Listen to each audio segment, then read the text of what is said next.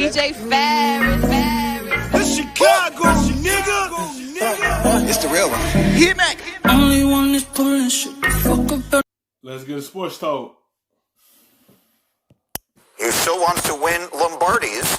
And just Saturday, as I sit and I look at a Steeler team that had, and let's be kind, subpar quarterback play last season, and still managed to go 8-8. If there had been 7 playoff teams last year, they would have been in the playoffs, and you add a Hall of Fame quarterback if he's healthy. What would you say the ceiling is for the Steelers and Ben Roethlisberger? Super Bowl contention. I mean, this is an 8-8 football team who has a defense that ranks. The defense carried them last year because they carried swapping out 2 quarterbacks because they could have had consistent at that position. So every day had to fall on the defense shoulders, and they showed it. It helped that team come 8-8. If they ain't had a good defense, that was going to be a bad year for Tomlin and the Steelers. When you have a good defense established, they can help you out when your offense is stagnant. Number 1 in yards per play, takeaways, total QBR allowed, and sack. If you're not telling me a team like that has a chance in the playoffs and a chance to make some noise, you're absolutely crazy. And think about this. If Roethlisberger gets back to, let's say, 75% of what he was in 2018, which is arguably his best season ever, you're talking about he was a 5,000-yard passer back then. If you get even close to that, the numbers blow you away. And by the way, when they played the Ravens, the 14-2 team, Lamar, all the things, they took it away from him 3 times. So this team is equipped and loaded. Now, they have to run the ball better. They didn't do as well when Munchak left. They haven't done as well offensive line-wise last year, but they'll get back to that because you have the quarterback that can threaten on the outside instead of playing with guys like you and me, Greeny, at the quarterback position. So as you're looking at this, I'm fired up for the Steelers. This team has a real shot if Roethlisberger even gets back. I think you're selling me short. You haven't seen me spin it Saturday. Lewis Riddick, let me come to you.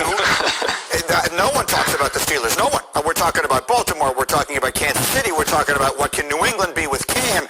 No one is talking about the Steelers. Should we be? Of course we should. Y'all should be. You know why they're not going to talk about him? They want to see how his elbow going to do when that pressure come to him. They want to see how it's going to hold up in the actual game. Once they see that, and then they're going to talk about him. But you still could talk about the Steelers because you have your number 1 quarterback. Ben Roethlisberger is going to change this team.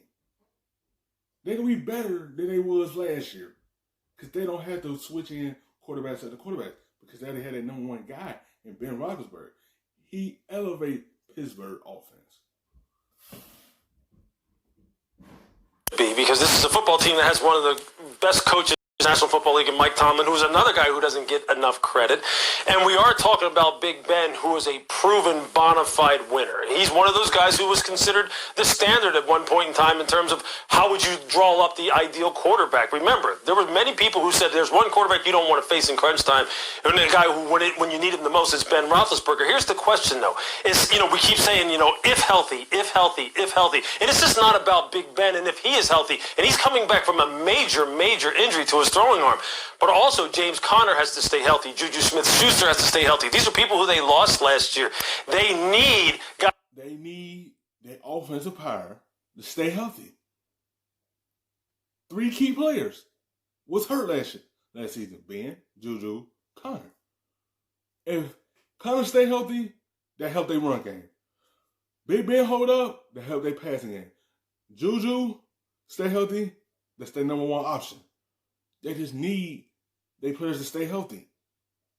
Because they already had a defense established. It's just the offense had too many injuries. And that's what held the offense back last season. Guys like Chase Claypool, the wide receiver from Notre Dame, to come through. Deontay Johnson, they need him to come through. James Washington, you need to come through. Anthony McFarland Jr., who they drafted out of Maryland at running back to complement James Conner. These guys all have to come through. They've got it, I believe, locked down on the defensive side, but they need to come through offensively from a health and development perspective. And remember this, Baltimore is loaded. Kansas City is loaded. Tennessee was in the AFC Championship game last year, so they have got a minefield to navigate. I think they are without a... They do.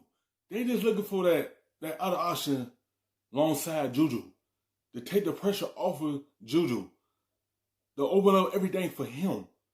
They just want who's going to be that second guy that Big Ben can go to. They hoping to be Claypool or Washington to come through. One of the guys to step up and be the second option opposite of Juju. Out a wild card team if Big Ben stays on the field.